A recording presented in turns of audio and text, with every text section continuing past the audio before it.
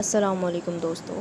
حضرت لقمان علیہ السلام کا شمار اللہ کی برگزیدہ بندوں میں ہوتا ہے جنہیں حکمت اور دانائی عطا کی گئی تھی۔ ایک دن حضرت لقمان نے اپنے بیٹے کے ساتھ بازار جانے کا ارادہ کیا۔ انہوں نے اپنے ساتھ ایک گدھا لیا جس پر سوار ہو کر وہ سفر کریں گے۔ یہ ایک عام سا سفر تھا لیکن اس میں ایک اہم سبق پوشیدہ تھا۔ حضرت لقمان نے اپنے بیٹے کو نصیحت کا موقع فراہم کرنے کے لیے ایک حکمت بھری تدبیر سوچی۔ انہوں نے گدھے پر سوار ہو کر اپنے بیٹے کو پیدل چلنے کو کہا اور بازار کی طرف روانہ ہو گئے۔ جب وہ لوگ بازار میں پہنچے تو کچھ لوگوں نے حضرت لقمان کو دیکھ کر کہا، یہ کیسا شخص ہے جو خود تو گدھے پر سوار ہے اور اپنے معصوم بیٹے کو پیدل چلا رہا ہے۔ یہ سن کر حضرت لقمان مسکرائے اور کوئی جواب نہ دیا۔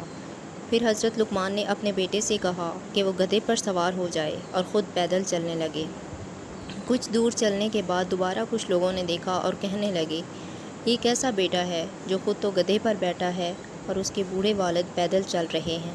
حضرت لقمان نے پھر خاموشی اختیار کی اور مسکرائے۔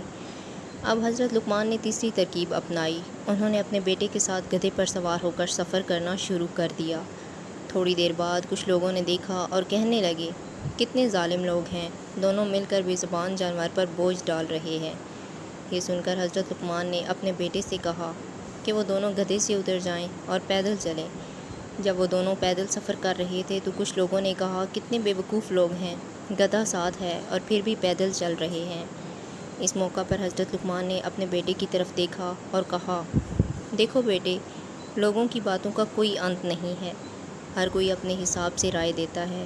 تم کبھی بھی دنیا کے لوگوں کو خوش نہیں کر سکتے، ہمیشہ وہی کرو جو درست ہو اور جس سے اللہ راضی ہو، کیونکہ لوگوں کی مرضی کے مطابق چلنا تمہیں کبھی کامیاب نہیں کرے گا۔ یہ واقعہ ہمیں سکھاتا ہے کہ دوسروں کی بے جا تنقید اور باتوں پر زیادہ دھیان نہیں دینا چاہیے، بلکہ اپنی زندگی میں درست فیصلے کرنے چاہیے جو اللہ کی رضا کے مطابق ہوں۔ شکریہ دوستو۔